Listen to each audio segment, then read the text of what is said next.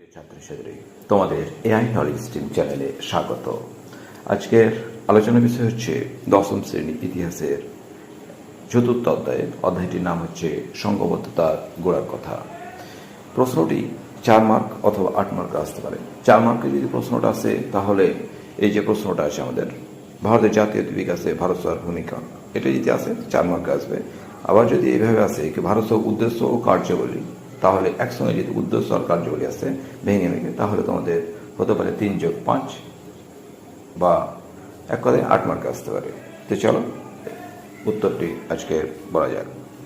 উত্তর: 876 খ্রিস্টাব্দে 26শে জুলাই ভারতীয়দের সার্বিক কল্যাণ সাধন ও স্বার্থরক্ষার উদ্দেশ্যে কলকাতায় সুরেন্দ্রনাথ বন্দ্যোপাধ্যায় ও আনন্দমোহন বসুর উদ্যোগে যে সংগঠনটি প্রতিষ্ঠিত হয় তা ভারত সভা বা ইন্ডিয়ান অ্যাসোসিয়েশন নামে পরিচিত। ভারত সভার উদ্দেশ্য: 1. ভারতীয়দের মধ্যে জাতীয়তাবাদের প্রসার ঘটানো। 2. হিন্দু ও মুসলিম সম্প্রদায়ের মধ্যে সাম্প্রদায়িক সম্প্রীতি স্থাপন করা। 3. রাজনৈতিক স্বার্থে ভারতের বিভিন্ন অঞ্চলে আদিবাসীদের ঐক্যবদ্ধ করা। 4. স্বল্প শিক্ষিত ও সাধারণ ভারতীয়দের রাজনৈতিক গণ আন্দোলনে সামিল করা। তারপরে পাঠটা হচ্ছে ভারতের জাতীয়তা বিকাশে ভারত সভার অবদান। 1. আইসিএস পরীক্ষার বসার বয়স নিয়ে আন্দোলন। ব্রিটিশ সরকার আইসিএস পরীক্ষার বসার ঊর্ধ্বতন বয়স 21 থেকে কমিয়ে 19 বছর করলে ভারত সভা এর তীব্র প্রতিবাদ জানায় এবং তারা পরীক্ষার বসার ঊর্ধ্বতন বয়স 22 বছর করার দাবি করেন। 2. ইলবার্ট বিলকে সমর্থন। আইন সচিব ইলবার্টের পরামর্শে লর্ড রিপন 1883 খ্রিস্টাব্দে ইলবার্ট বিল পাস করে।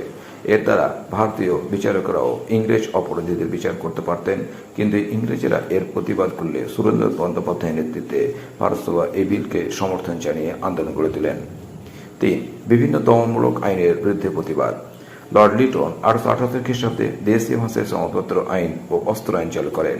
সুরেন্দ্র বন্দ্যোপাধ্যায়ের নেতৃত্বে ভারত সভায় এই আইনের বিরুদ্ধে প্রতিবাদ করেন এবং পরবর্তীতে লর্ড রিপন এই আইন দুটি প্রত্যাহার করেন। 4. স্বদেশী আন্দোলন। 1905 খ্রিস্টাব্দে স্বদেশী আন্দোলন। 1905 খ্রিস্টাব্দে বঙ্গভঙ্গ বিরোধী আন্দোলনের সময় ভারত সভা এই আন্দোলনে সক্রিয়ভাবে অংশগ্রহণ করে। স্বদেশী দ্রব্যের ব্যবহার জনপ্রিয় করার উদ্দেশ্যে ভারত সভা একটি জাতীয় ভাণ্ডার গড়ে তোলে। 5. কৃষকদের স্বার্থ আন্দোলন। সুরেন্দ্রনাথ বন্দ্যোপাধ্যায়ের নেতৃত্বাধীন ভারত সভা কৃষকদের ওপর সরকার ও জমিদারের শোষণ অত্যাচার তুলে ধরে। এছাড়া আসামের চা বাগানের কুলিদের উপর অত্যাচারের বিরুদ্ধে তীব্র প্রতিবাদ করেন।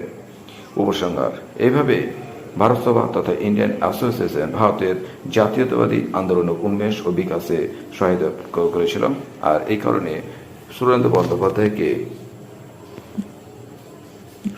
বন্দ্যোপাধ্যায়কে রাষ্ট্রগুরু আখ্যা দেওয়া হয়। তো এই ছিল আলোচনা। তোমরা ঝটপট খাতে লিখে উত্তর